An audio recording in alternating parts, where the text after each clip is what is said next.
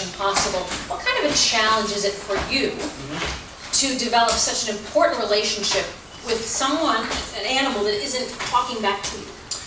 It is a challenge, actually. It's a very good question, but it's a pleasure as well. Each horse team is different, and every night is different. Every night is different with any actor. But with Joey not having lines to say in certain ways, he does things on intuition. Everything you're seeing now hasn't been rehearsed. It's them working together as one. And it's actually a pleasure working with animals. There's that whole thing of not working with children and animals, but luckily we get to work with a puppet animal. All right.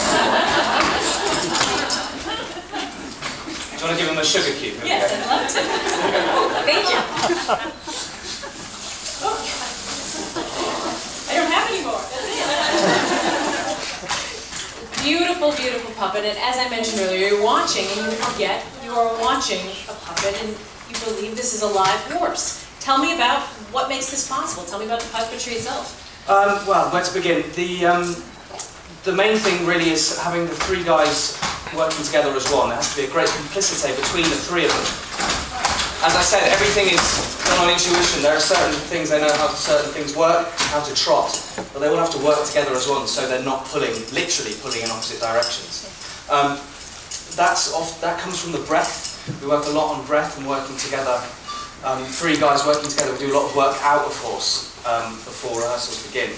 But I can break it down into smaller parts for you. Each part of the horse has got a technical task they need to achieve and an emotional indicator that they're in charge of. So we start with Ariel here on the head. His technical task is the eye line of the horse, which is very, very important. Human beings and animals are very keen observers of eye line. It tells us a lot about what the horse is thinking, what the horse wants, what its intention is.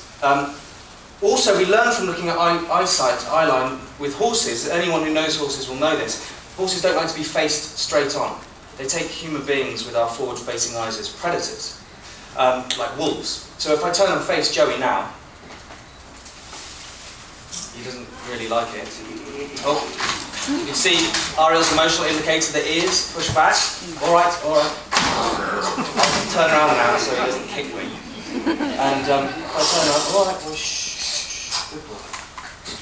Boy. So you can see his ears soften. Any horse lovers among you will know how important the ears are. He controls that with two little brake cables you can see down here.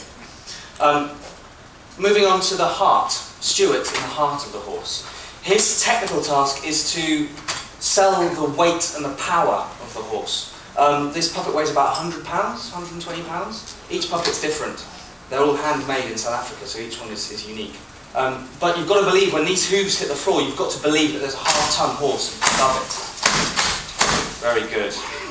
Emotionally, he's in charge of the breath.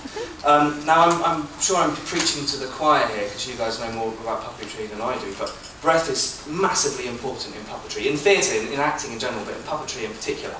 Basil Jones, who's one of the founding members of Handspring, is very fond of talking about the difference between actors and puppeteers. Now, when an actor, like myself, walks onto stage, the first thing I have to do is start telling the story. You kind of take it for granted that I can breathe most of the time, or walk, you know. When a puppet comes onto the stage, the first thing it has to do is be alive in the space. And the main part of that is breathing the space. So you can see in between the two legs here, there's an axle, and that sits in a groove. And Stuart actually breathes with his knees. We can show you a few examples of that. We've got like a long, slow, exhausted breath after a long gallop, maybe. You see that groove in the front. And then a short, sharp, kind of nervous breath.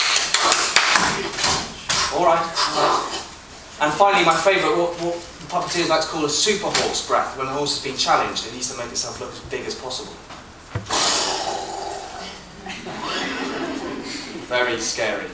And finally, moving on to the hind of the horse. Ian in the hind is also in charge of the weight and selling the power of these massive rump muscles, which have a lot of power in them, especially when it comes to setting off or galloping.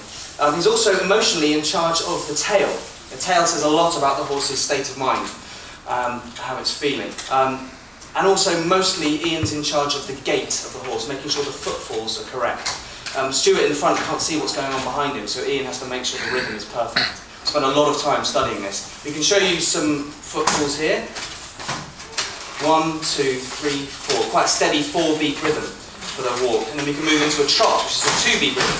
1, 2, 1, 2, 1, 2. Very good. And moving on to a gallop, which is another 4-beat rhythm. 1, 2, 3, 4. 1, 2, 3, 4. 1, 2, 3, 4. Very good. All right, all right. All right, we might have to put him back in his stable. All right. Just before we do, all right.